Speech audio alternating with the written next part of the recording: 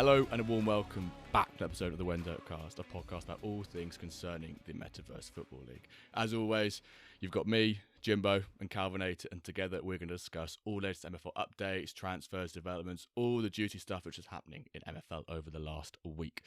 One important note before we get started, none of what we chat about on here is financial advice. Do your own scouting or hire a director of Metaverse Football. Calvinator, how you doing? I'm doing great, and I'm very excited about this episode for multiple reasons. Yes. So maybe we should talk. One of the biggest reasons is that our first ever guest, Sturgeinator, is making his comeback today on the show. Welcome back. So welcome back, Sturge. Hey, good to be back. Thanks for having me, gents. Yes, and with you, so last time we talked way more about you and your MFL story and like in the Meet the Moguls, let's say. But today we're going to talk about the season 0.5 recap. So how did we experience it? Like what are our feelings about it? Did we get a better grip on tactics, etc.? So we're going to dive into that. And also we're going to discuss some comments from the community. So it will be great, I think. And of course, we start with some updates. Or do we have anything else to say before we start with all of that? I think maybe, Sturge, you have a little thing. Yeah, I would like to jump in and say I've got a little bit of a Sturgeinator surprise for you guys today. I don't know where you want to put it in the pod, but I've come prepared with Sturgeinator's secret section. Sturge secret. Yeah. Great. Triple S. Okay, yeah, I'm interested. We don't usually get a guest brings their own segment to the pod. It's usually us giving it to them and providing it for them. So you're almost going to be the host for this part of this podcast. Yeah. The Uno reverse card. The Uno reverse card. You could call it. So we call it Sturge secret segment.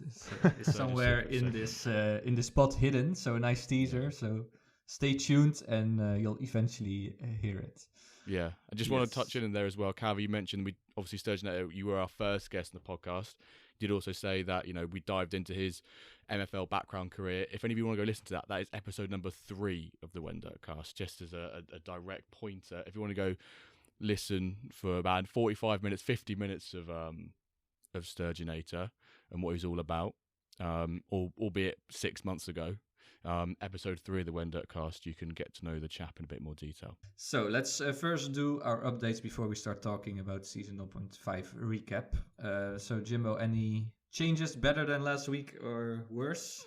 What would you say? When we recorded last week, I had both my clubs in knockout stages of said cup.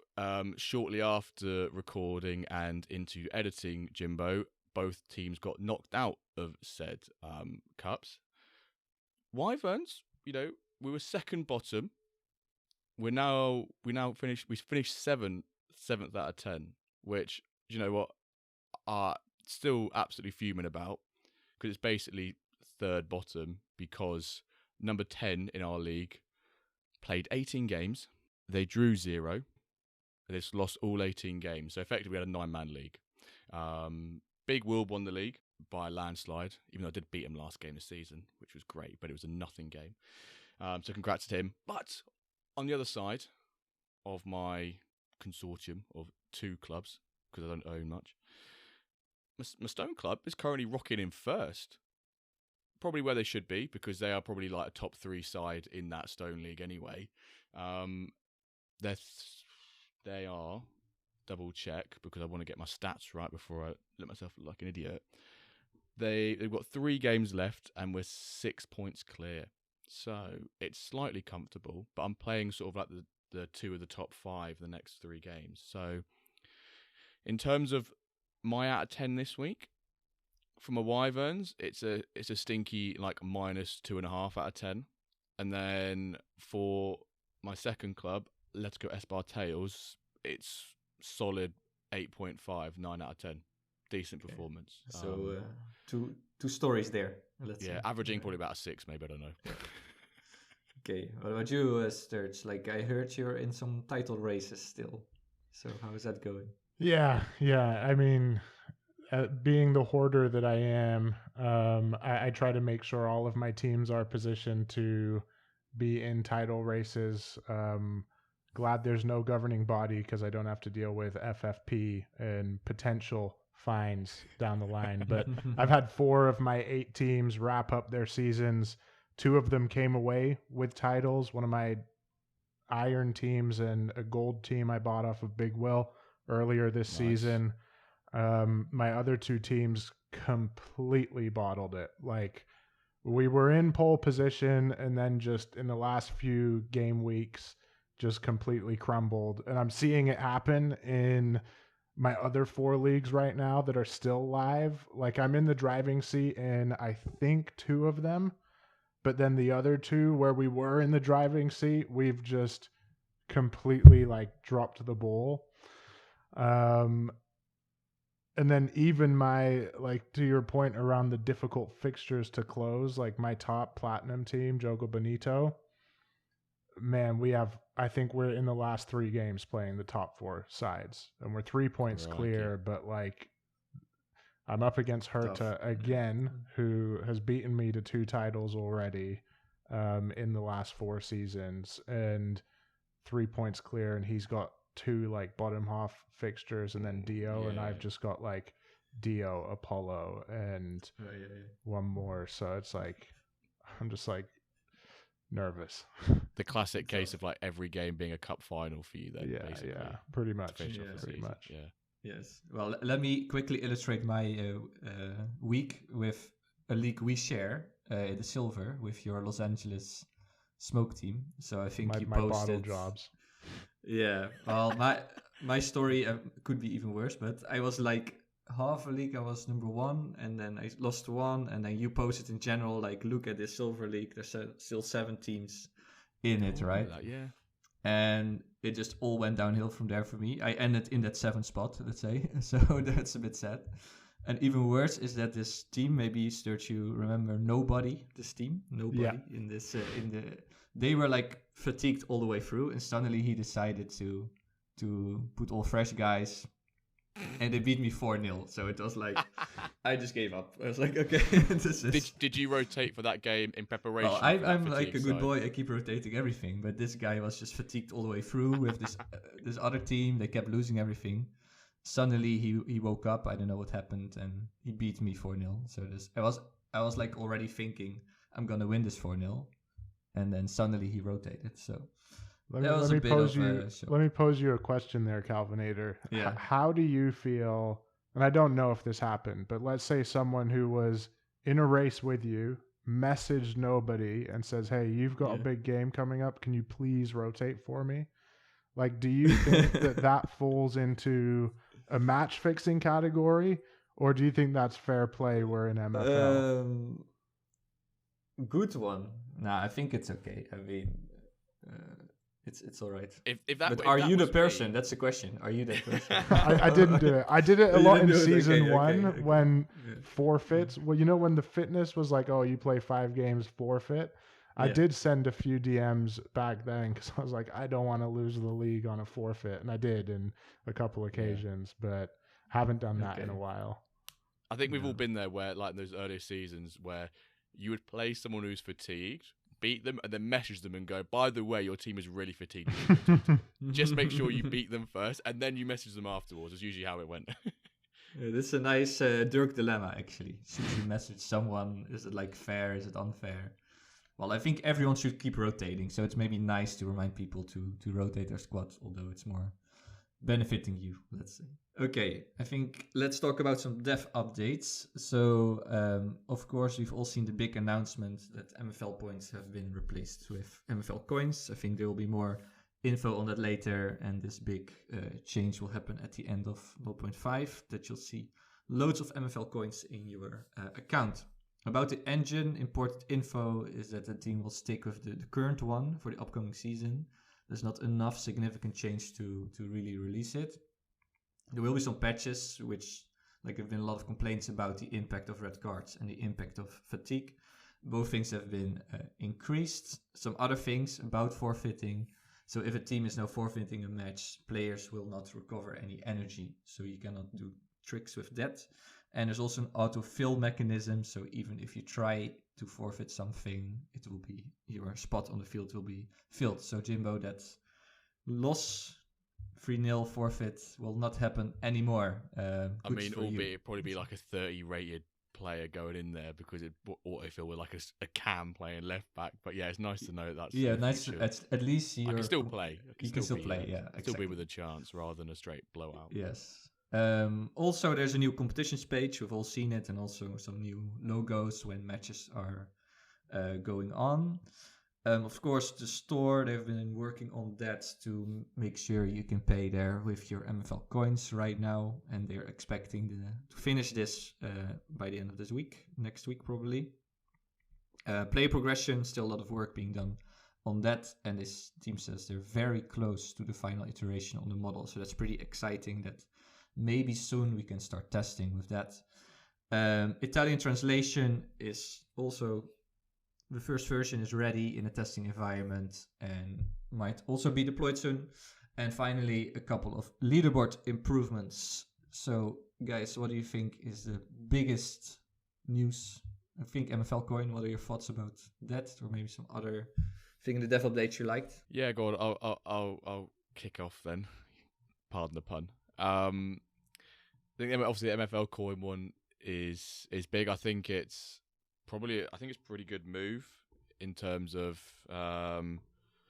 sort of, you know, the amount of times we get asked about can you buy MFL points, can you know, so many questions on MFL points, to have a big update on it to sort of clear all that out, make everyone's bounces look bigger whilst not really changing anything, or just bringing the prices of packs or whatever up and giving everyone a boost of balance, which is really, really nice as well. Almost it's an early user boost, because I think 14.9 times is the biggest increase in like pack price for MFL points, whereas we're all getting a 15 times or multiplier effect, which is quite nice. And also the big one is that you can buy packs with them as well in the future drops, rather than your dollars or whatever currency you're going to pay in, which I think is really nice. And then it's 800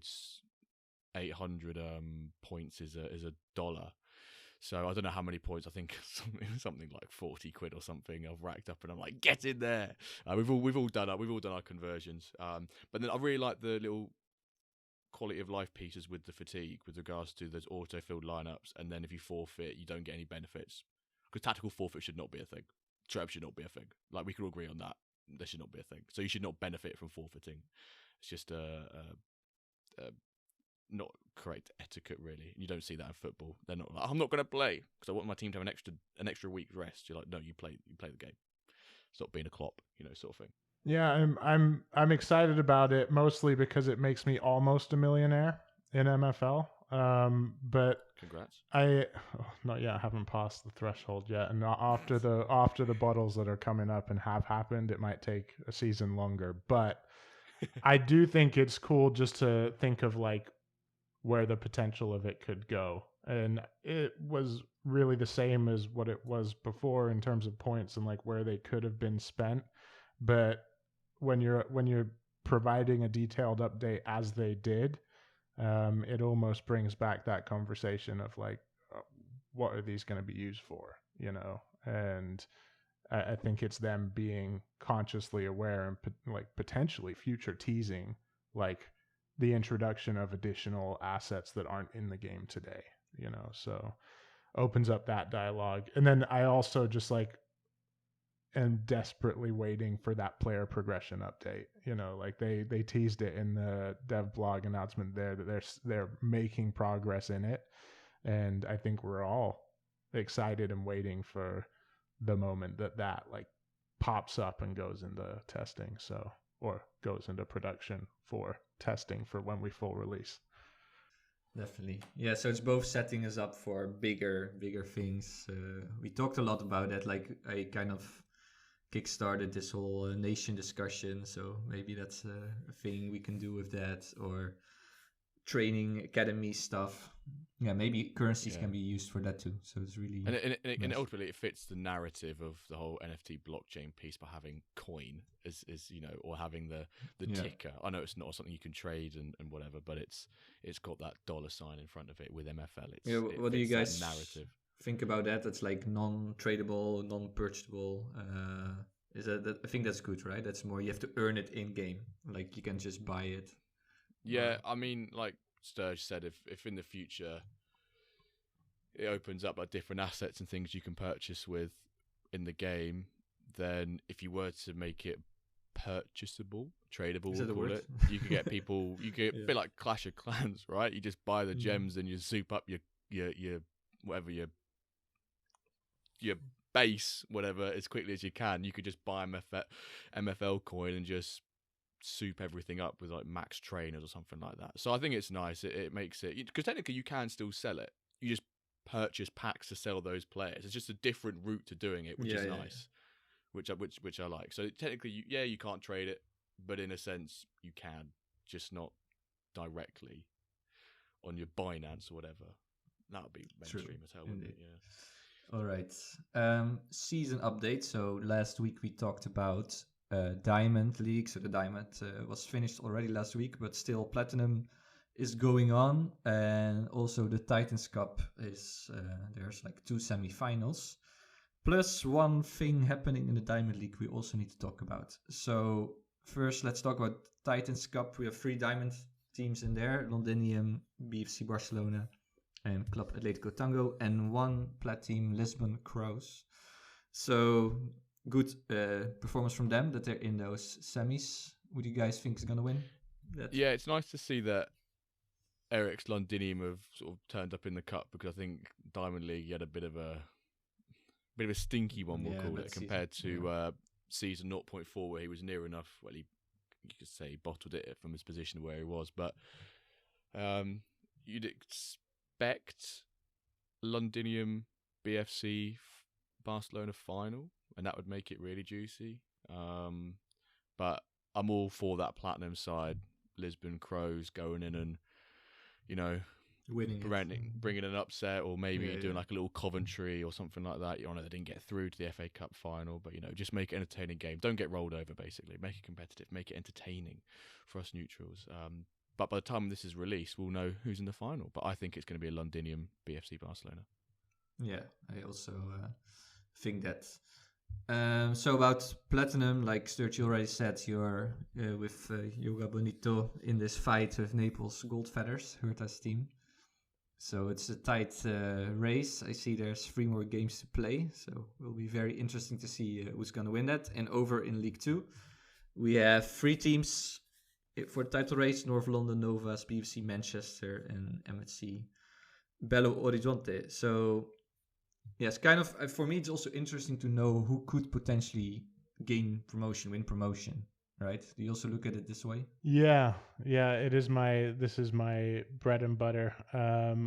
This is the first time I've had more than 10 teams in a league, at least in Plat. I might have had it in some of the lower divisions, and it's been, I've enjoyed it a lot more. I'm a huge advocate for like blow out the leagues, like add 20 teams. Maybe 20 might be too many, but like I just love having games every day, There are definitely lucky draws. Like I think last season, because I do like strength analysis every year, and there was like 5 or 6 of the top teams were all within like 5 or 10 overall of each other. The way that my league fell this year was a little bit more spread out, so it was a less strong league. But I think like all of these like top big boys that are in races right now, like none of them like sit down in between seasons and don't add talent, so there's almost this pressure to be like, if I'm not going to go out and sign my Declan Rice and Kai Havertz, like who are City going to sign and like broaden that gap, so competitive league, promotion relegation will be fun when that comes in. But a note to the MFL team: go to 20, man. Like go to 20 teams per league. Let me feel like I'm in the Premier League. And I'd love that. I'd also add like, well, actually, I won't add because I think that's a later section. So okay. Keep another keep teaser that there. thought. Hold that pocket. Yes. Well, I want a little maybe a couple of comments from you on the fact that Orche posted that he wants someone to manage his diamond team, so he might have another team in Diamond, and I think I know who will be managing that. But maybe, what do you guys think of this? That he's gonna find another manager and let someone else manage. He's not been in the Diamond season for a couple now, isn't he? He's not been taking part, has he? At least past 2. Because I was calculating that's something like $150 or something, just missing out on points with this MFL upgrade, with this MFL. And I was like, brother, you just like, I think. Oh, sorry if you heard that, but it's like we'll come back to your point in a second, Calvert. But like, even if you can't be competitive, just play for the points. You're in the top you're in the top league. Yeah. You're missing out on what he wins coming last. I've earned over 5 seasons with the Stone and an Iron Club. I'll take it all day, even if it's maybe it's not sort of in the spirit of giving up all those points as in terms of league points to other clubs around you, but you're doing yourself no favors in terms of. I think he even posted something saying like MFL equals money or something like that. MFL coin equals money. It's like, not for you, because you've missed out on like $250 or so. Maybe he has seen the light now, so that's a good thing. He has realized that MFL is money, and someone will be managing that. Can you give any clues then? Have we got to play like Hangman or something? Well, I think Klopp. Is it Klopp? He's been on our pod. He's been on our pod. Yeah. Gaffer. Big chance, yeah. Big chance. Big chance. Oh, okay. Well, okay. He already approached me for one of my Is this players. are you like being like Fabrizio Romano here? And you'd be like, here we go! Yeah, here we Gaffer, go. chance of Diamond League.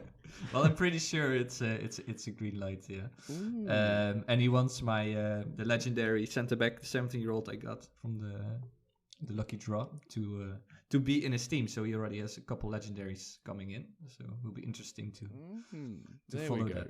That'd be nice, because I see your point you've made here, Calvert, and you're probably going to chat is about how the league's schedules have been out of sync. So having an extra team in that diamond will really, hopefully, help with some of that. But just a quick one, just posing that question there. The fact that the leagues have been out of sync somewhat, and for those of you who don't know what we're talking about, the only leagues that are currently still running at this point in time is Stone and Bronze, and Plat. And Plat, yeah. And Plat.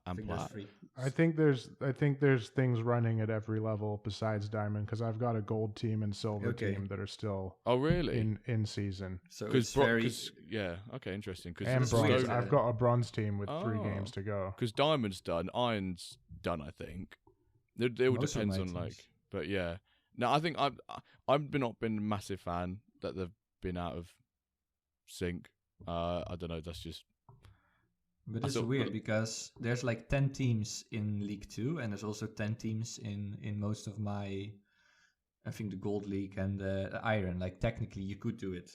10 teams all have the same, but yeah, maybe it's also like a charm, like different nations have different leagues. I think it's disappointing as well that the Diamond League finished like 10 days ago. It just feels like last season now. Yeah. It'd be nice to have the biggest division finish, if not after everyone else has.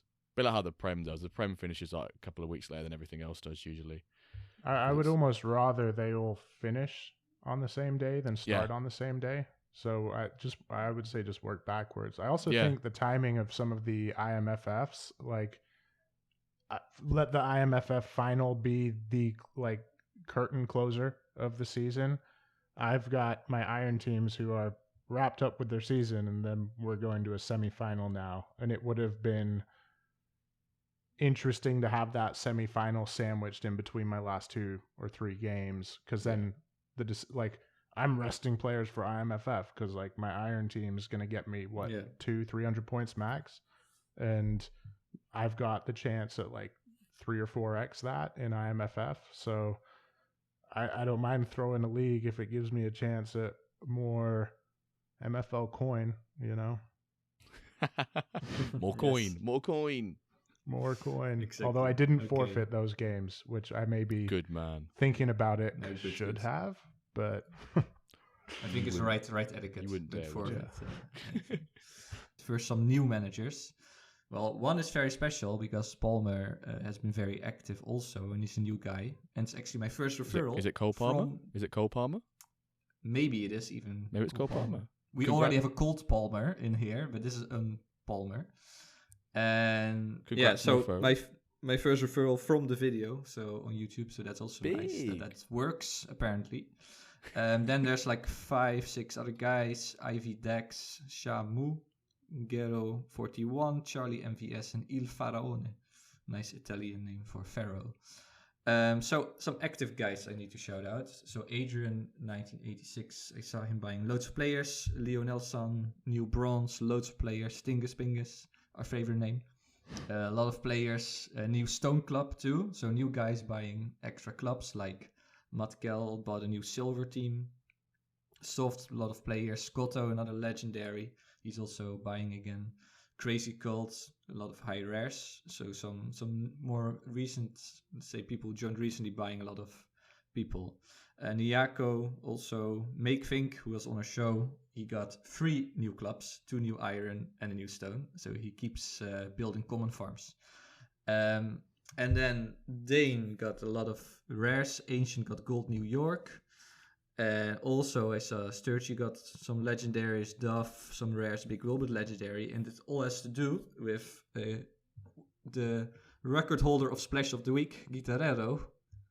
I don't know what happened to him. Any thoughts?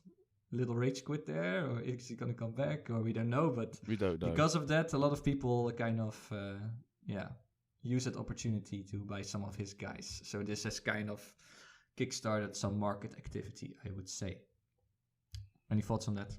Is it a rage quit, or is it what do you guys think? Don't know. Wait, who was Splash of the Week?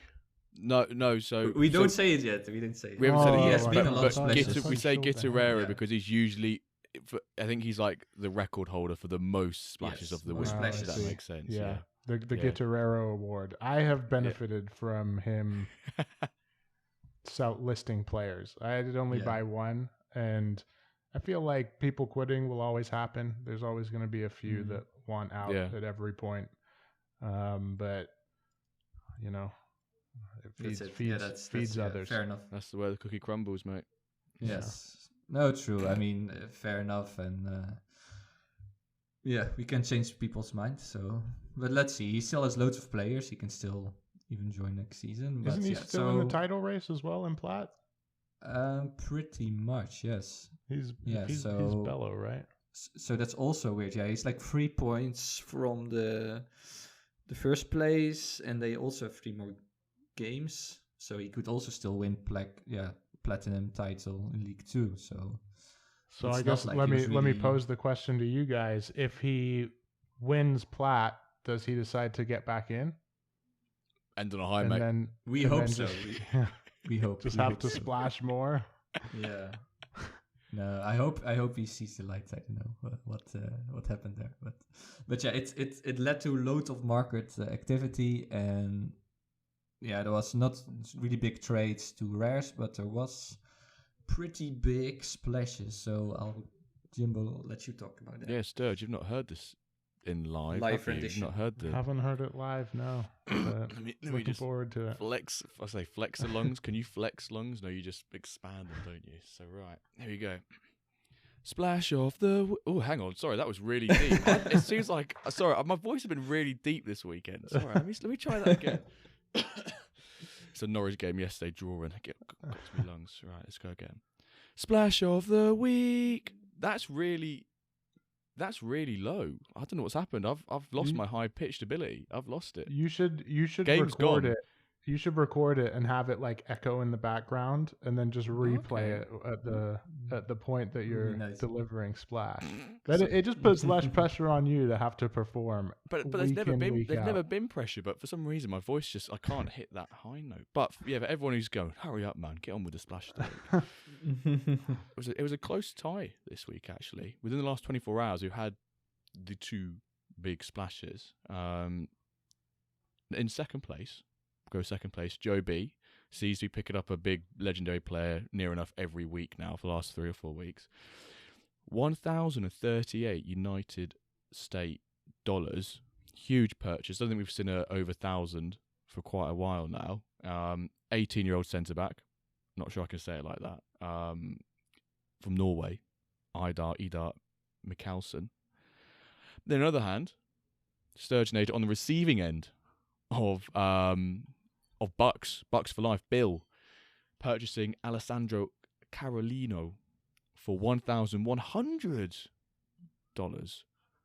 A striker, Brazil, 17 years old, hefty price for a teenager, some would say. 92 shooting, very effective striker. That is this week's Splash of the Week. Sturge, congrats on the sale, first and foremost. Is that quite a nice return on investment from said player?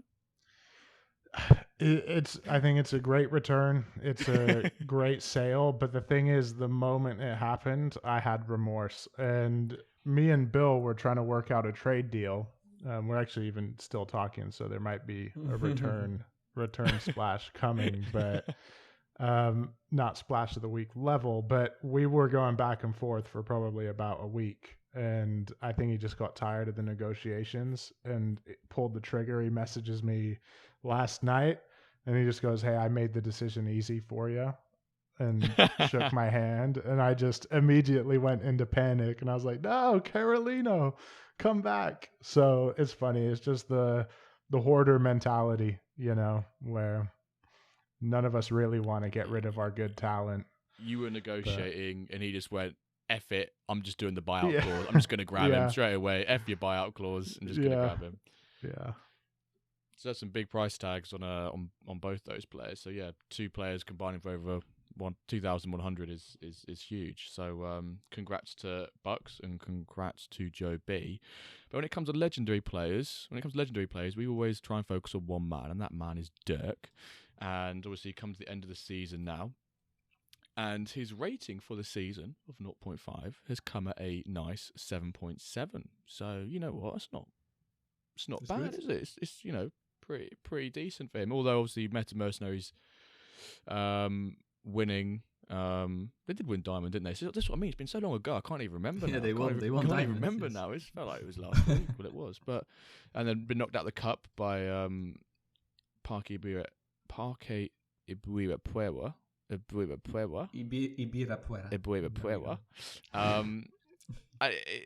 I think for his numbers he puts up, I think his rating seems a bit too high. 7.7 for 1 goal, 9 assists all season. He played 21 games. He better be doing a lot outside those games. Passing. I think he's more serving. Like he's more like he's not. Maybe the pre-assists. We don't see pre-assists. Maybe he's the man who's doing that. Like I guess so. It could be, but he's. Let's see. We've got this benchmark or this rating to benchmark this season. I think it's going to be a tough challenge to beat that. But the scary thing for other Diamond clubs is that if he does outperform 7.7, chances are Meta Mercenaries are probably stomping the league. So, because if you've got arguably one of the best players statistically in the game, not firing all cylinders, as the stats do say, in terms of decisive actions, it's a scary thought that when he does actually, decide to start playing. So yeah, have to see. But yeah. All right, the big moment. Sturge, are you ready? The big moment that everyone looks forward to now when they're listening. And when you were last on the podcast, you weren't here for this bit, so this is all new to you. This is the top 3 candy bar, which obviously God. Yeah, exactly. You knew it was coming. If you knew it was coming. I have been waiting for this. In fact, I'm upset that I didn't throw this into the first pod that I did. Okay. But I've been thinking about this. And... All right. So just as a recap, then, this is the current top 3, and you know the rules by now, but we'll just say one more time. Top 3. We had a new top 1, or new number 1, as of last week from Make Think. He replaced Bounty, which was a controversial input from Necrofires, I believe it was, into there, and he replaced it with Butterfingers or Butterfingers. Sorry. I'm across the pond and I'm not really that familiar with this confectionery item. Number 2, Twix Peanut. And number 3, Snickers. So Butterfinger, Twix, Peanut and Snickers. You know the drill by now. You can replace one of those top 3 with one of your choice. What's that going to be, my man? And I will say that this is a gray area for me because I'm allergic to nuts and peanuts, tree nuts, all nuts. So... all of the current top 3, never had in my life. literally your worst nightmares. This is like the reverse order. If you had like the worst 3 candy bars, this would be your worst like 3. these 3 kill me, all of them. But despite my roadblock there, massive chocolate connoisseur, I would consider myself in the non-nut game. There is one standout chocolate bar for me that is my all-time favorite, and I'm going to do my European audience a favor by replacing the Butterfinger. Ooh, go on. And I'm going to throw in a crunchy. Ooh, crunchy. Do you know what? I had a crunchy Rocky Road on Friday and it was banging. It was banging. I love that. So we don't get them out here in the States. So like every now and then I'm doing an Amazon order to just get some, and it always takes like 3 or 4 weeks to get to me, and I forget that I've ordered it, and then one day it gets there. So there's like none at all? None. Like you can go to like British food markets and like some international food markets and get them. But the other bad thing about that is like sometimes I'll get some in the store and they're like stale. And I don't know if you ever had a crunchy that's like not like the chocolate is it's white. It's not crunchy. Or Yeah. Yeah. And the other bad thing too is I'll order them. I live in San Diego. It's like sunny. It's like all year round. If I'm not there to like pick it up immediately, it fucking melts. It's gone. Oh, so I shouldn't swear. Sorry. That's all right, but sometimes I'll get like melted crunchies, and I'm just like I'm like, yep, it still hits. But that's a thing in Australia, isn't it? Where their chocolate has a different ingredient or something in it because it's so hot over there. Their chocolate tastes different because it helps it prevents it from melting so quick. I think there might be a thing. Might be the case in at least where I'm at too, because I'm a big Cadbury's guy, and like you can get dairy milk anywhere, but it doesn't taste like UK dairy milk. Like it tastes a little bit closer to Hershey's. Yeah, still much better. Like I think Hershey's is a joke of a chocolate, but like proper dairy milk from England is just like a different class than like the Cadbury's dairy milk I can pick up in the store here. Love that. Right. And then just before we go into season 0.5, the next word that comes out of your mouth, what's your favorite vegetable? Next word. No, broccoli. There you go. Or Brussels. Both of those have been on my like almost daily rotation. Yeah, love it.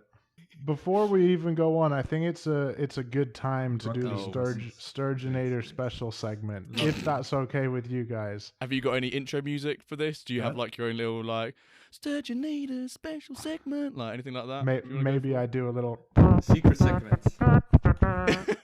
Yes. That's what we don't have to use copyright sound. Yeah, secret segment. Yeah, so for this, I've been pretty excited to drop this. I actually created a ticket a few days ago to prepare for this section, and I got a little bit of help from one of our MFL friends. Let me just confirm that it is. Okay, it's Yaks. Yaks, help me out here. Put this together. What I'm going to need from you two is no hands on keyboards or mouse. So for the listeners, Jimbo has just got up and taken his keyboard away from the desk. But it's the mess. You're good. A little peek into Jimbo's room. Cleaner than most, I would say, for those not watching. So I've got a little bit of a quiz section for you guys. Son. Get in I've got 3 different like rounds of quizzes. Oh my word. And I'm actually going to offer a reward for the winner. So I have a 76 rated striker, Guillermo Madrid, 22 years old, 86 pace, 82 shooting. This guy knows where the back of the net is. What's his rating been this season though? Because you can tell us those stats, but has he performed this season 0.5? It's a great question. He's actually out on loan at the moment, not at one of my clubs, but I'm pulling it up. He's got 17 goals in 16 games. XG.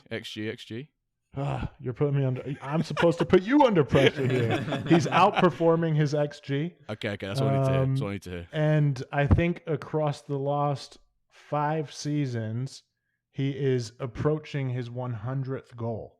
Oh, congrats. So Nice. a Good striker. tested striker. He's Happy played birthday. in silver, in bronze, in iron, and the man doesn't disappoint. So, actually, I should cancel this. He's listed right now, but I'm going to cancel him just in case he gets sniped while we're doing this. Yeah. Okay, so section 1 has 7 questions in it. Oh, my word. Well, there's 5. No, that's not true.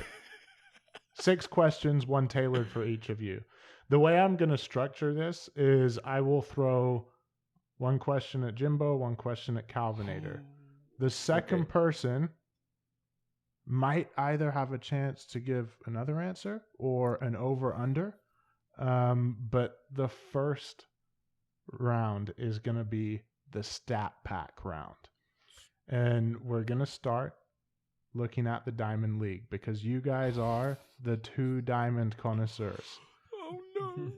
Jimbo? I said I've got you one a couple minutes ago.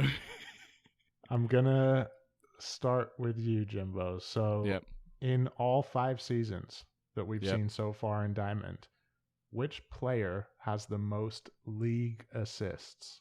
What happens if I can't pronounce or spell the geezer's name? That's okay. Trust. We'll make it work. There was one season when one guy got both. I think it's season 2 or season 1, top goal scorer and top assists, and I want to go with that guy. I think he's a Turkish player, but I can't remember his name. Is it do I have to say my answer here because it's my question, right? It is your question. So I'll tell you guys, there are actually 2 correct answers for this. So if you have a guess, I will send it over to Calvinator to have a guess as well. Okay. And potentially get both of you points. If it's this Turkish player, one of them, his name's got a Y in it, maybe like a Z and some other Turkish alphabet stuff that I can't pronounce the guy's name, or is it Il or Yilmat or something like Ilyamat? I don't know. Something along those lines. I can't. It's some name I can't pronounce, which is just on trend with me. You're incorrect. No Turkish player on this list. Calvinator, over to you to steal the point. God, he knows. He knows. This Croatian guy, Nistorovic. It is not Niskovic. Oh, we're stinking out the place. There are 2 players who have made 16 assists. Oh, my word. One of them has only played 4 seasons. The other one has played 5. But we've got Londinium's Markino Letic, who is a 92 rated wide midfielder. Yeah. And then we've got Parque Ibiraquera, Franciszek Roman. Oh, okay. Oh, so my God, we stink. They do ring a bell. Stink. Yeah, and I realize that names pronunciations might be tricky here. So if you were right with the Turkish guy and could give me a little bit of context, I'll let it fly. But for the first question, no points distributed. Oh, my word. We are honking. Calvinator. Yes.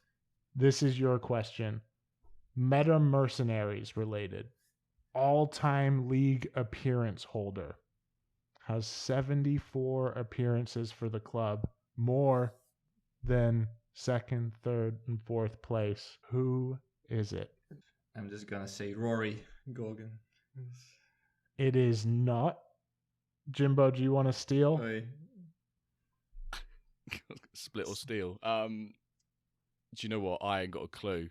I'm trying to think of. I'm imagining it's probably going to be the goalkeeper. I don't know what his name is. I don't know. The only goalkeeper I think of is Bloomin' Bosco's Hog. That's all I can think of. Probably not the best way to put it. Bosco's Hog. It is the keeper. Oh. It's Assad Qureshi. Wait, let me just double check that it is the. Do I get keeper. half a mark? No, I'm joking. Yeah, I was not thinking of giving you that one just because I wouldn't give it to me. It's tight. It's tight, you know. Yeah, it's tight when both got 0. 0-0 so far. Right, hello everyone. This is Jimbo in Sony Vegas editing mode. Sturgeinator is so good at quizzes that we actually did this quiz for 50 minutes, near enough, 45, 50 minutes. So instead of making a podcast episode 2.5 hours long, what we're going to do now is we're going to keep that suspension. You've already heard a couple of questions. We're going to go ahead and we're going to release the full quiz on Thursday of this week. So that is Thursday, the 2nd of May, we're going to be releasing an extra Dirk, and that extra Dirk is going to be the remaining 40 minutes of Sturgeinator's secret surprise segment quiz. So you've heard a couple of questions, and I'm not going to spoil anything too much, but the remaining questions are absolutely bomb. They are insane. So hold your horses on the suspense. We're going to jump into the segment on season 0.5 now.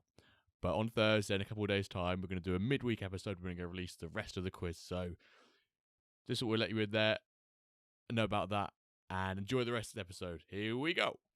Okay, so our main segment is the season 0.5 recap, and I've prepared a couple of statements we're going to discuss and share our opinions about, and then from Twitter we also had a couple of people asking us questions or commenting on certain things.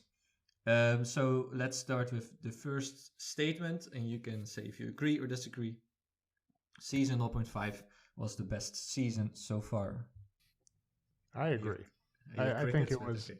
I think it was the best season so far, and I'll tell you, I think the thing that for me contributed to that was daily games. I don't think I had my first game blank until a few days ago, but like I felt like it felt busy, man. Like the season's gone by so quick, but I felt like I've had to be on every day, and I've loved that. You know, I remember in past seasons, you get 2 or 3 days off, and I don't have to check this until Tuesday.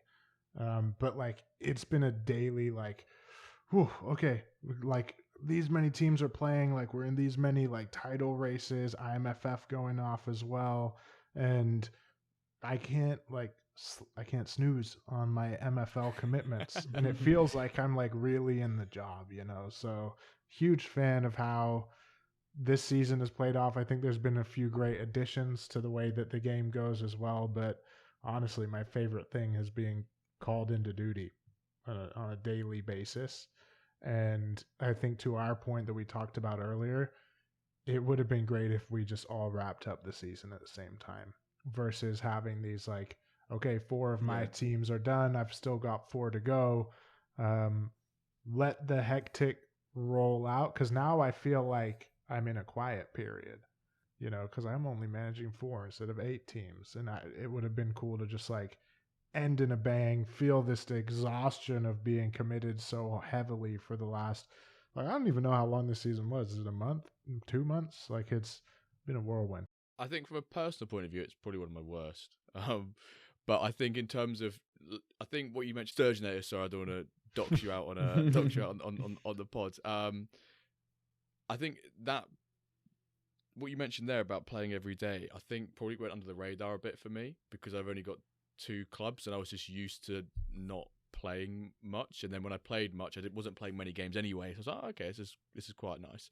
And it's got to the point now where we've got the $1 million tournament, but my iron's wrapped up. My stone play tomorrow. I'm like, oh, I want there to be a game today because I've been used to that. So I see what you mean on that point. And I just think the amount of extra features that have been enabled and allow us to play MFL in different ways has helped so much with this season in making it great. I think with all the development we get, we've near enough every season beaten the last in terms of how it's felt. And I think we've still got quite a few more of those seasons in us in terms of we're not going to plateau in sort of that experience, especially when features are being put out there. There's a few things I want to get onto later that have theories and things like that people have brought up about bits of 0.5, but I think I'd say it's probably been the best so far, yeah. Yeah, no, I agree about all the matches, so there's way more matches, and also, of course, the $1 million tournament as like an extra bonus in there. And also just that there's way more teams, more people. All my comments, apart from the goalies, because I have a crazy amount of them, but all my normal players below 60, and a lot of them have been signed to teams. So also transfer market and signing, and there's way more of my players I can track, and you can also track them better, of course, with those extra stats. So in terms of like more engagement, more players, more users joining, this huge influx of new people. So in that sense, it has also been the best. So I also agree with that one. So we're all yeah, and I think the introduction of Stone too, to like your point, and we might actually be on the second season of Stone already, but as we've had these new users come, it has been one great seeing them in the Discord and seeing them like figure out how to play and getting messages from some of them about loans and stuff. Like, yeah, I advise everyone who joins this game, be active on Discord. You don't have to check general or dev updates every day, but like message people, talk to people, because there is a community here that's like behind the game, and you get to like know people who are in management, and it like those relationships do actually help, just like in real life footy. But like the new users coming in and creating a use for some of the players that like me operating in like second, third, fourth division might not have a focus on, has actually like led to me taking some of those sales into bigger buys. So there's been a whole like the market activity has been awesome this summer, or this 0.5. So I think overall, like, best season by far. If it keeps going like this, I mean, think about what this game will be in 3 or 4 more beta seasons. Like, this is going to be crazy. I was talking to someone the other day that like, if you look at the price it used to be to run a competitive silver team, Division 4 team, a year ago versus today, it's like 5 or 6x, and that's good and like potentially bad. But since I think it adds to that like prestige of the high divisions and like the achievements that people can make. But like, imagine if this keeps going this trajectory, what's the price to compete in silver going to be in like 3 to 4 seasons? And like, I was telling my buddy, because he doesn't want to send like full send silver yet, he's waiting. And I'm like, dude, if you didn't wait 12 months ago, because he has a silver license, like if he did it then, he could be like cashing out on that. Not that like my goal is to cash out, or I don't know what the like normal average intention is of MFL. I know some people are here to make money, sure, but from a gameplay perspective, like, move quick or pay the bill if you want to compete. Yeah, I think it's really what am I going to say here? I think a really good point you raised there is outside the gameplay aspect of season 0.5, which is like the user acquisition and the health we've had in that. It's easy to look at 0.5 and go, oh, it's just from a gameplay point of view, but actually the whole last 6 weeks of MFL season has arguably been the best, just because, like you said, all the new users coming in, the amount of times Calvinator has to say at least 15 names in the transfer market update. He gets out of breath sometimes, bless him. Feels like he's running a marathon. And he's just saying names. So in terms of, if we incorporate that part of season 0.5 as well, I think we've done superb. Yeah, superb. I agree. Okay, a bit more detailed analysis now, or opinion. So XG, match ratings, and advanced player stats have significantly improved gameplay. So it's a question, is it significantly, or in your experience playing the game, playing this season, how has it improved your experience or the gameplay in general? My opinion on this is that I think these become really valuable next season.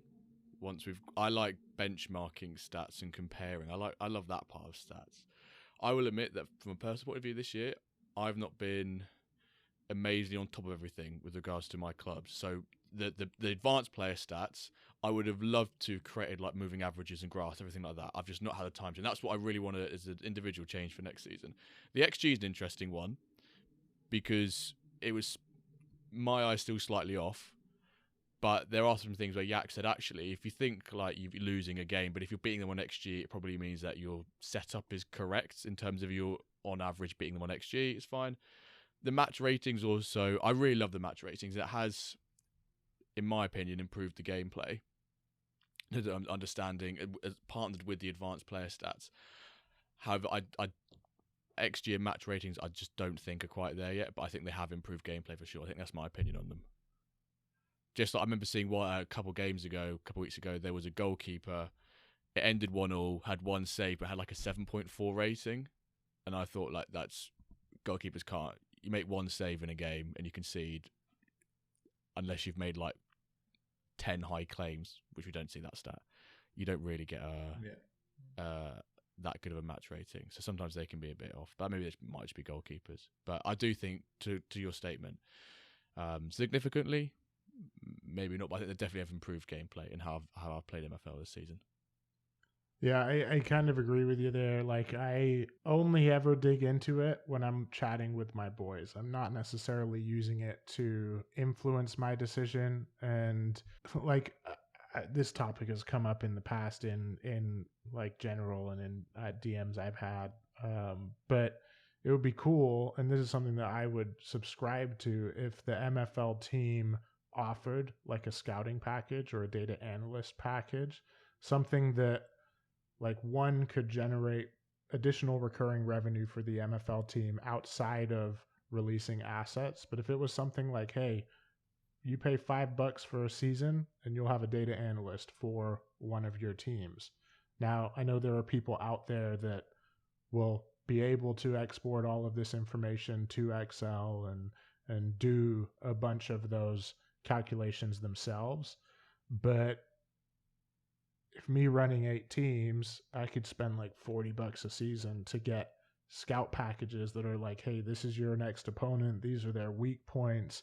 Your left back that's not your highest rated left back has actually been performing at a much higher level. You should start him. And I think that would be a really cool addition that could be beneficial to MFL team and user, but obviously still allow, not giving too much of an unfair advantage, because like you want to straddle that line cautiously. You know, you don't want to have it. The game is, in a sense, like pay to win to an extent, but there's definitely still a lot of other like variables and angles that go into that.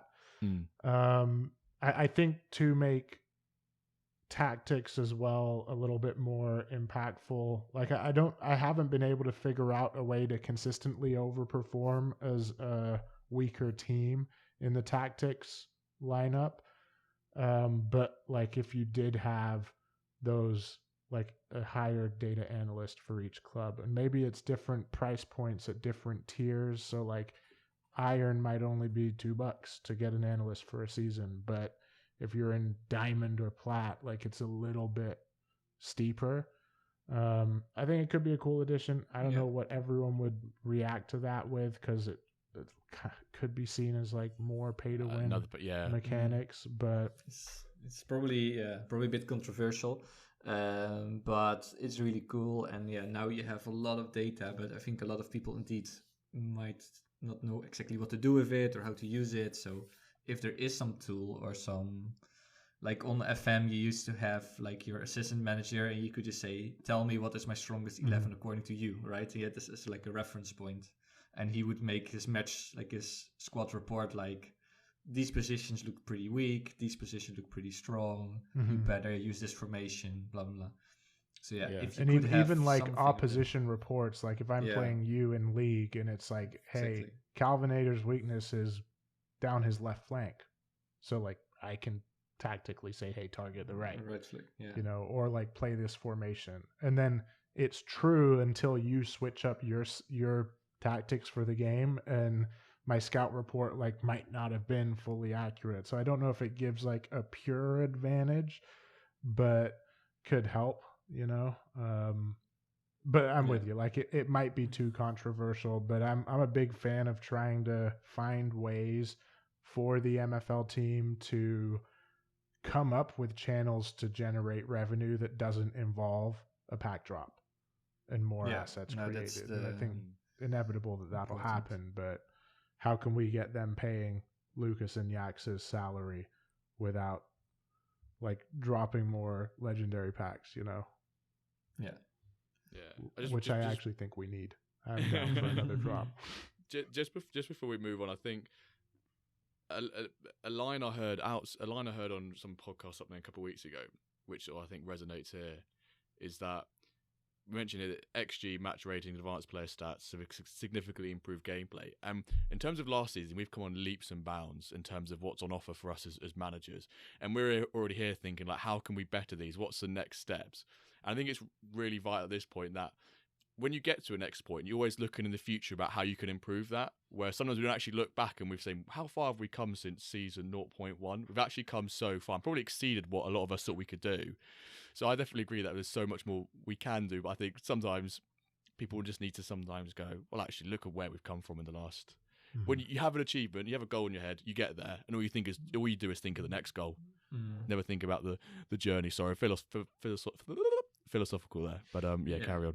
I think that's with multiple things we could talk about today, and with if you see Discord chat, like the general, always remind yourself it's alpha season, right? It's alpha testing, it's not even beta testing, it's in development. And I also we came from only being able to play 4-4-2s to now like exactly 15 or 20 usable Kevin's formations. Dr. Match spot in the Discord chat. You have some crazy upset and you have some engine issues, but that's how it goes when you develop products. Product. So that's the big disclaimer people should always keep in mind. Okay, speaking about engine and how it works. Statement 3, after season 0.5, I feel like I have a better understanding, or let's say a better grip on tactics and formations. I want to let one of you two lead on this one because you have so many more clubs, so you have many opportunities to play games here, which also could be maybe another excuse to say I don't have a clue. But from my point of view, with 2 clubs and the amount of games I play, I feel like I'm probably slightly better off compared to last season, but it's still not a point where I feel like I have a grip. Maybe a little bit of a tiny understanding. Like I know what to do in the extremes, no clue in the middle, if that makes sense. I know what to do against a weaker team, but I know what to do against a stronger team. When I'm playing a bang average team, I just do my own thing and hope it works. That's how I do about things. I did go kind of crazy before the season started with like testing tactics, and I've never done this before this season, but in true fashion, like I did it in a small sample size, got a little bit addicted to the testing element, and ended up testing over 200 games of different tactics. And I tested it against 2 of my own clubs so that I could control like their play styles. But I pretty much like took one of my teams, Galactico Gunners, and ran 8 different tactics. I did 10 games in each 8, and then I took the 4 top performing, did another 10 games. And this was 10 games against an opponent 25 overall lower, 10 games against an opponent 50 overall lower, which I figured was about the average skill gap in most of my leagues. And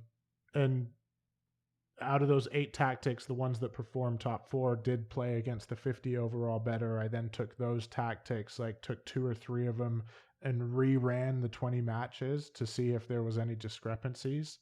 And there was actually discrepancies. And I think like one thing that like it almost brings me back to like the comment you made that this is alpha, we're still working on building something that like isn't going to be right away. Like I had one of my tactics that was performing so high, like 2.3 points per game.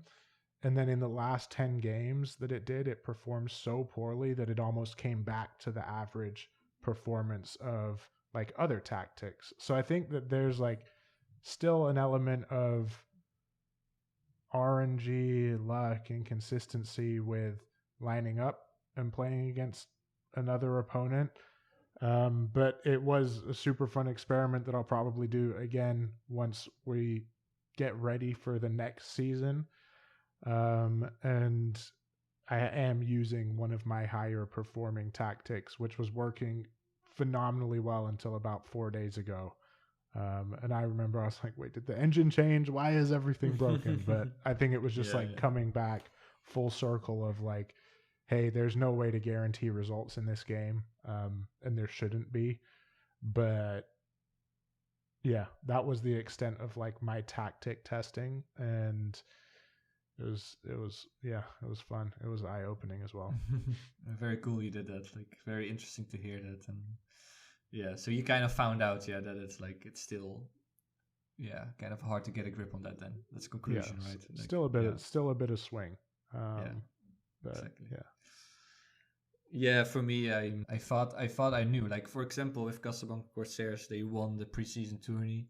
I kept that tactic, and they ended like 8 in gold. So, while a lot of teams were similar, so then like, was that luck there? Was it luck here? Was it bad luck? It's the When Dirk patch. That was the When Dirk patch, mate. That was the engine update. When Dirk patch. Maybe that killed the tactic or something like. But yeah, do you keep your tactics consistent, or do you change based on opponent? I have been very consistent this season.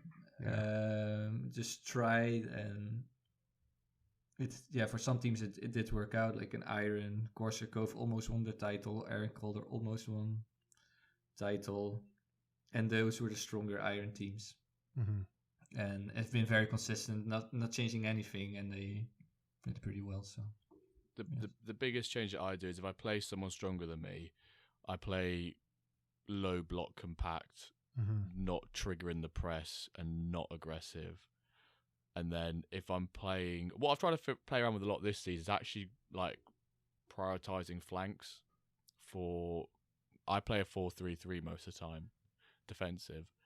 And if I'm playing against someone, especially in the Stone League, the Iron League, if I'm playing someone who has like, say, a 66 or rated or lower fullback, I'll just target that just completely. And I found that's done all right, to be fair.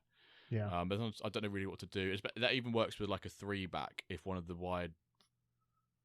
outer centre backs is lower. If it's pace, if it's physicality, I want to try and match up. So then going back to my original, against stronger teams, against weaker teams, I'll play really aggressive or a balanced, trigger the press, high line, really sort of expansive play, wide as I can, sort of try and play it a bit. I think what I sometimes do is I think about it too much like real life. And that's the problem when you're playing a game which is based on algorithms, that doesn't give a flying F how you want your team to play. But my team should play right in real life, but that's not how the game works. I get almost not conned into that. I always get I need to just sort of backtrack a bit and say, what would Pep do in this situation? And I go, actually, my players aren't Pep, and your manager's not Pep. I try and compare and make similar tactical changes to real life, and that's not how you should be doing it in a game, I don't think. Yeah, although on the other side, like, they are building the engine based on football they know as a game, right? Like, so it works both ways, I think. That is true. I did see Big Wilbert's point, about he was complaining about, he was bringing about XG and how a lot of his clubs were underperforming XG. And just before this, I was reading up, and he says about 80% of his clubs underperform XG. And I was reading actually in the Prem this year, 60% of clubs underperform XG. And it's like 75% of clubs in La Liga underperform XG. So I was going to message, but I thought I'd rather say on the pod that for the most part, your clubs will always underperform XG unless you're like a top club. That's why you're at the top. Next statement time.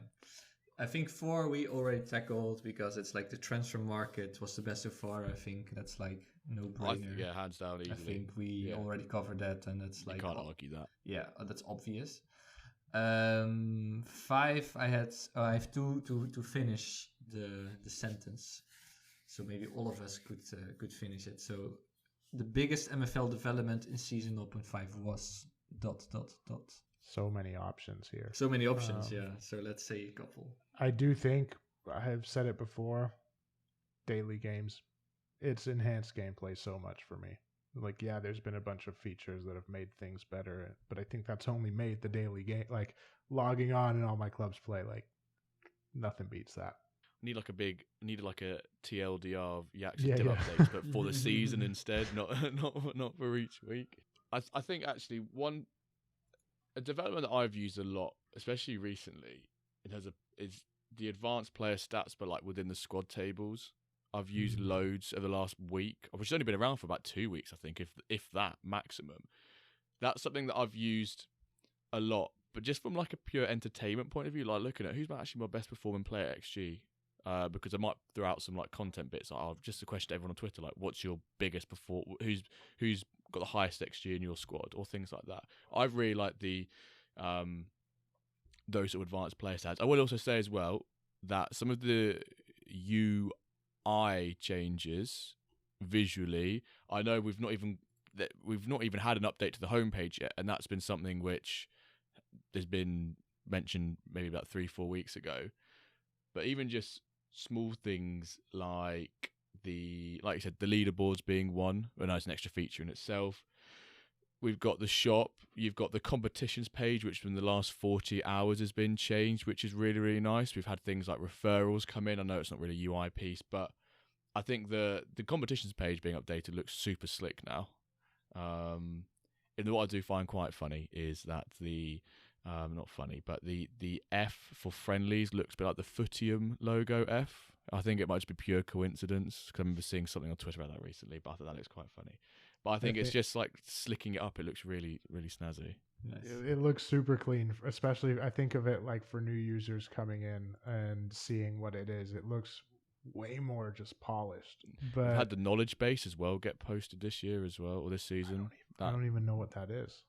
If you, well, you probably don't need to look at the knowledge base because you know everything. But if you go to the help in the bottom left, there's a help center basically, and it just outlines. It's, to be fair, it got sort of publicized when it came out, but actually it's a good point that not really much more about it has come out in terms of maybe from a new user perspective, it does get sort of actively in you or thrown in your face a bit.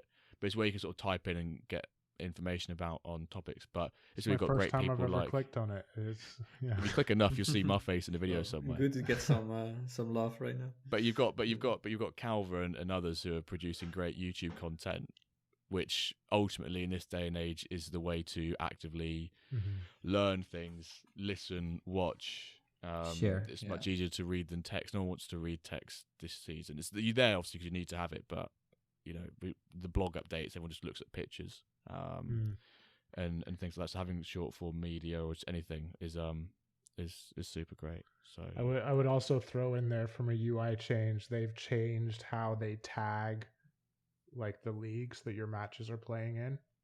If you're on latest matches in the home screen. And I really like my bronze league is titled Bro. So I'm just like, we're out in Bro right now. There's actually really good. Bro. One thing, I'm not sure it's beginning of this season, but we also had the graphics, the automated template graphics been posted out this year as well, which actually from probably a media point of view has been great. Now, the amount of times I log on or switch to my Wens and Wyvern account, or even in my main Twitter account now, get loads of them pop up from people like retweeting. So I would say then that's my biggest development is just the bigger buzz, you know, with like the new languages. French community, Spanish community have grown significantly, way more users, way more Twitter impressions probably for any MFL content. So just there's a bigger buzz, and you notice that in the marketplace and in activity. So I think that's the big development, and hope we can continue that going into next season, which brings me to the last statement I prepared, and after that we have a couple of community questions and statements. So if I could change one thing for next season, it would be, well, she said maybe about Sturge about the schedule syncing, but what else? I'll throw a new thing? Shout in here. Nice. Store activation. I want to redeem my players. I just want it. I need it. Lucas, get on it, man. Like, you got a strat for it? You got a strategy for what you're going to go with? Or test the waters, or just go straight for the big uns and then come down? Like, how you... I think I've chatted with a few folks who were like running the numbers, and it actually might make more sense to redeem a rare than a legendary from a value perspective. Jimmy, what about you? So I think store will be great, also probably healthy for the market. I was going to say until it got reported on Friday, I was going to say this forfeiting piece. That's something I wanted to be changed, because this has been a hot topic of so many weeks now about forfeits. I'm going to say tactical forfeits, we'll call it, or just forfeits happening in general. So I'm glad that's been changed. So I guess I can't use that because that one's been changed already because he's so bloody active. Is it too much to say 22 man? No. We keep saying that always, but is that changing something? That's not really changing. That's more introducing, isn't it? Rather change. That's introducing. Rather. What is 22 man? Is that like requirements for the squad? No, it's in the 22 on the players field, on the pitch. 2D simulation. The visual, the 2D visual. 3D visual. Oh no, sorry. 2D. Yeah, you're right. Sorry, 2D, but 22 man visual. Yeah. Right. And I'm just coming off of. I'm on coming off of a little FM sesh this morning, and I'm like, dude, they have that already. What are you talking about? Wrong game. Yeah. Team of the seasons based on ratings, like a 4-4-3. I'd love something like that. That would be sick. Dude. I'd love like a team of the week or team of the season. Yeah. Like who performed the best out of all the Iron divs or Iron leagues this. Or you even a bit hard to do with weeks because of. Just do it by league. I mean, they could automate it. They say who's got the highest average rating and like pick whatever formation would fit that by leagues, and just throw it off so that you're not doing all of Iron with like however many leagues are there, so that every player has a chance to be like, oh my God, my left back made it in team of the week, or I have 4 players in team of the week. Like click that share content button and then like it generates the template for that, and it's like more shareable. Team of the content. week would be sick as well. Yeah. Sharing a team of the season. Yeah, that's what I'd like. More shareable things would be nice. Be cool. Maybe I would say like the way sometimes with Iron especially you can be very unlucky and get a couple of high rare almost, or like very stacked teams in Stone 2. Maybe they could have some kind of seeding or something for making leagues. I'm glad you didn't say cap. I'm glad you didn't say cap. I was about to say the same thing. Because I don't think you. I think seeding's better. I think if you go down that route, you have to go seeding, not cap. Because if you bring in a cap, I think you just cannot force people to play a particular way. Mm-hmm. I think you have to incentivize them to not play a way. You can't say you cannot do this in here. Because going way back goes Sturge. You were saying about. If a big whale wants to come into MFL now, I think it's pretty hard for them to do so. They have to go through Stone. If they realistically, the best way is through Stone. They can't buy off second marketplace. They want to have their own on Stone, stack it all the way up. If you cap something, you cannot let them do that. They can't do that. So I think seeding's quite a nice. How would you guys feel? I feel like this would be way too heated and hated, but if there was tiers within each division, do you think that but you had to be promoted through them? Like let's say each Iron League, there's 3 steps in Iron. Do you think that takes away from the dream of being able to climb the pyramid in a quick fashion, or do you think that maybe makes Iron hey, if I want to play in Bronze, I've got to win 3 promotions. Even if you made promotions way more aggressive, let's say 12 team leagues, top 6 get promoted, bottom 6 move down, so that in a playoff structure even, but you have to that way the Iron teams that are stacked aren't necessarily straight into Diamond. You know what I mean? Or not Diamond, Bronze. Yeah, I see. I think you can't. In my opinion, you can't expand and make that ladder too much longer from where they're currently sat. So I personally wouldn't want to, if I was a mid Iron, have to win Iron multiple times to get through. I think people will have to accept that there's going to be a lot of emotion when promotion relegation gets put in. Give it a couple seasons. It might even be a minimum of 3-4 seasons, and they will eventually figure themselves out. But ultimately, there is an element of pay to win, like you said. We probably will see after, say, the full season we have, promotion relegation, just say 5 full seasons in, wouldn't be surprised if you see full teams of bronzes up in Iron or not Iron, bronze. Full teams of rares up in bronze, just because naturally people want to win. People want to win. No one wants to lose. So how do you win? You buy. And that's for MFL, probably quite. And it'll eventually happen. It'll be a nice circle for them in terms of revenue, but yeah. Yeah, and like that is the promotion relegation does fix the competitive like distribution of talent, but I would love it if there was a way to tactically outperform other managers on a consistent basis, because then it's like, hey, if Calvinator is a tactical genius, like my boosted OP like gold side doesn't go up and Cal gets to perform above his team means. And I don't know if that mechanism exists today. I could be totally wrong. It could exist, and I just like am not utilizing it. I obviously only see so much information. Being one user, even 8 clubs is not a lot. 230 games of testing is not a lot. But like I would hire a tactical genius to like manage my top side. Like I don't care. I want Joga to win. If you tell me there's some guy that can help me be competing for a diamond title with Brighton, not that Brighton were in a title race, or like Villa with Emery, like I don't like, if that's possible, like get me Emery, because I know the moment I go up to diamond, I'm probably coming right back down. I do like the seeding. I think the seeding aspect is the closest to that would get. Yeah, and I think the biggest frustration, like it's a bit more fair. Like you're not unlucky with that draw. I think Sturge just said about Plat, right? About sometimes you're like the 5 best teams in one Plat. Yeah. So like you would make Plat a bit more fair. And I think they would have to test similar systems for when it gets serious with promotion relegation, that you didn't get unlucky with like 5 of the best Plat teams, while the other.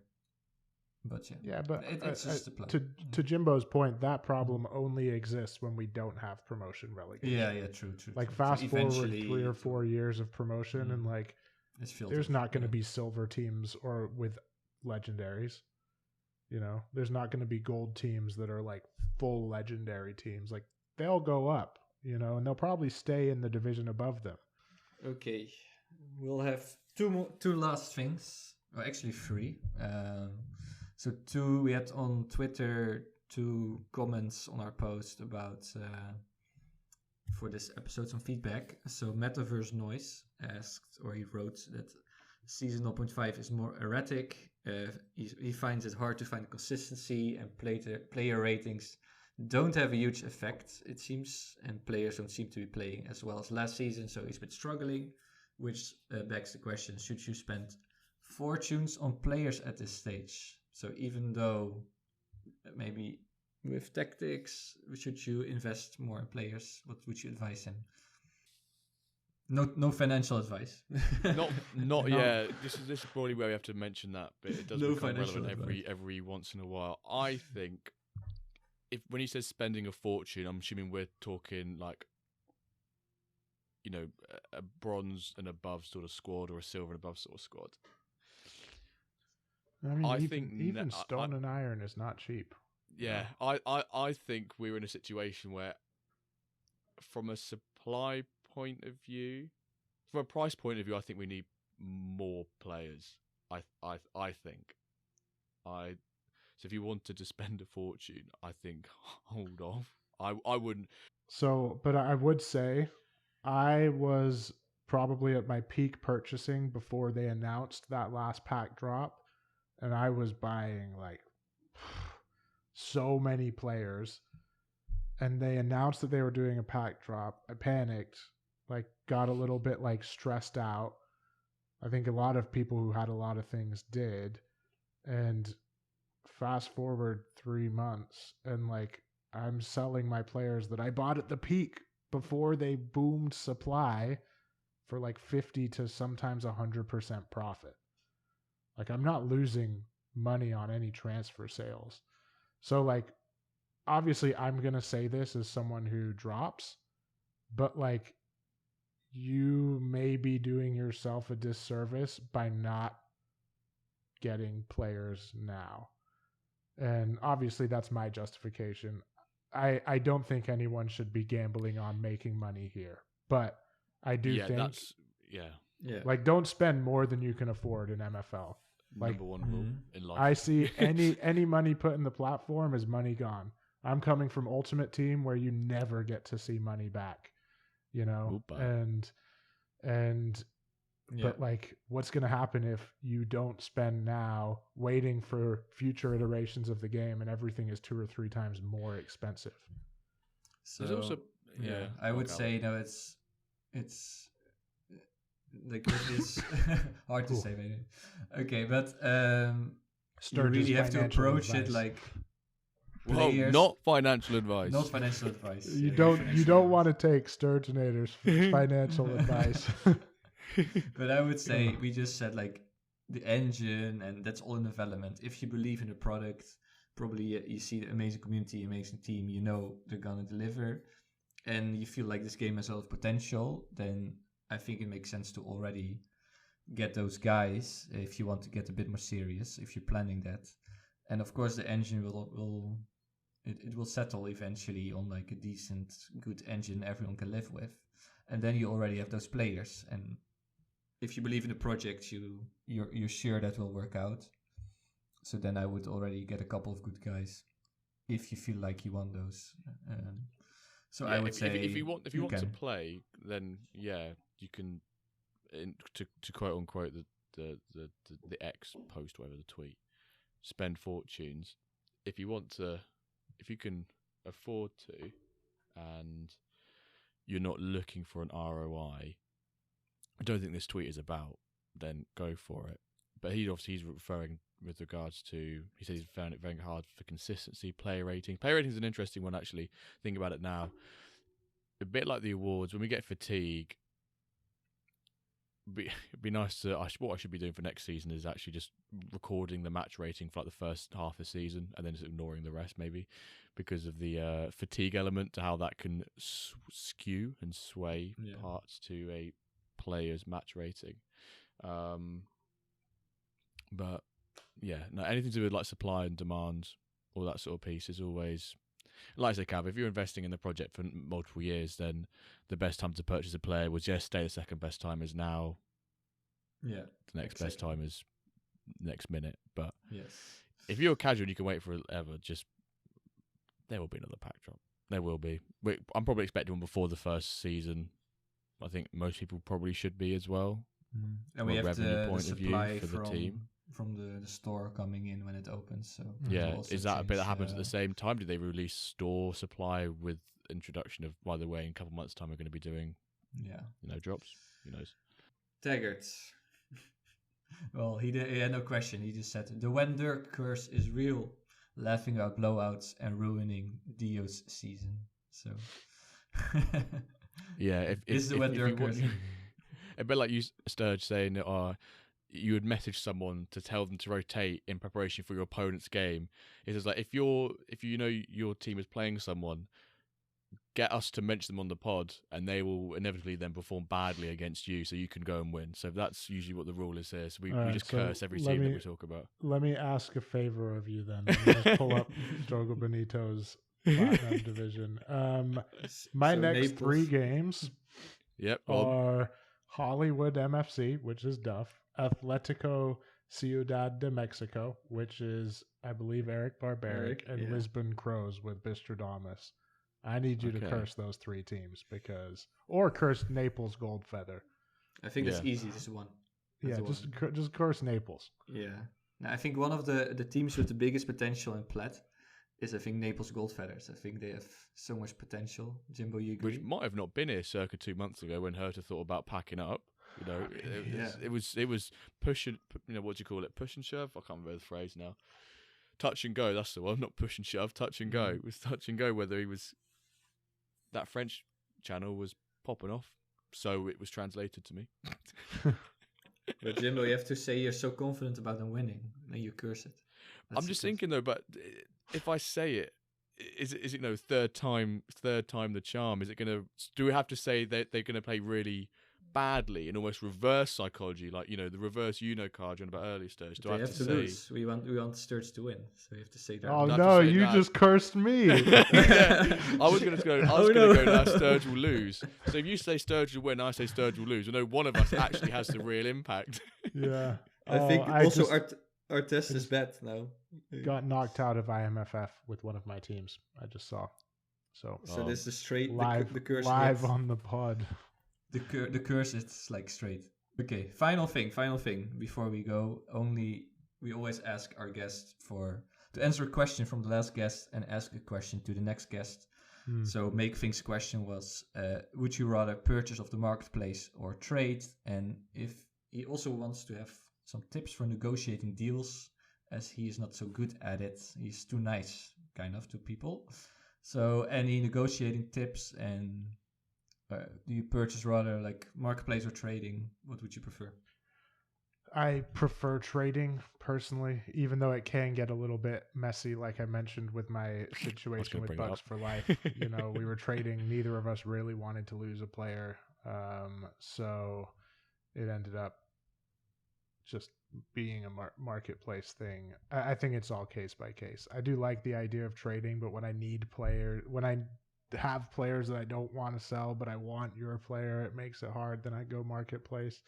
And I think to make things point, like I might be too nice of a negotiator as well. I always try to make sure I'm respectful for opening offers and not being like too like in the cheek. I try to treat people like they know the marketplace and what they're like dealing with, other than Scrub. I don't know if Scrub listens to this podcast, but him and I have an incredibly toxic DM, and we talk very often. And I think he'll appreciate me saying it. Is it like a healthy toxic though, or is it just straight toxic? Yeah. Like I think if I was I think he's in Toronto. If I was over there, I would like to think he'd grab a beer with me. Do you have a question for our next guest? What do you think? Yeah, I would be curious what their top 3 video games are of all time. And I know we do the candy bar one now. Bring in a gamer leaderboard, you know, outside of MFL, of course, because we all know that's number 1 in everybody's books. But what are you jamming on your free time, if anything at all, you know?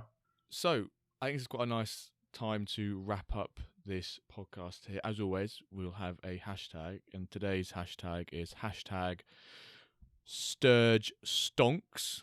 So that's in commemoration of Sturge's non-financial advice, to which he was reiterating.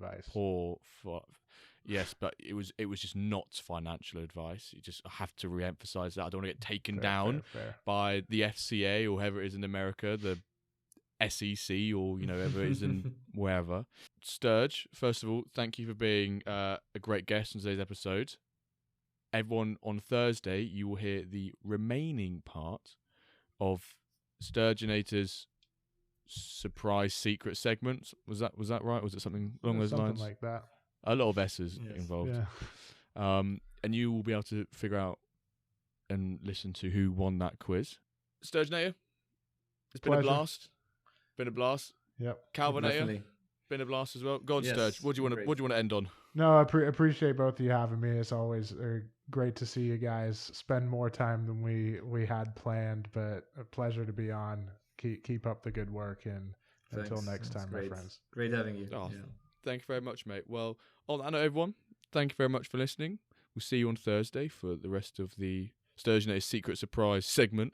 As always, thank you for the huge support we've had over the last couple of weeks and months. We could not have done it without any of you fantastic MFL community listeners. And as always, we'll see you this time next week for an episode of the Wenduck Cast. Thank you for listening. Bye-bye.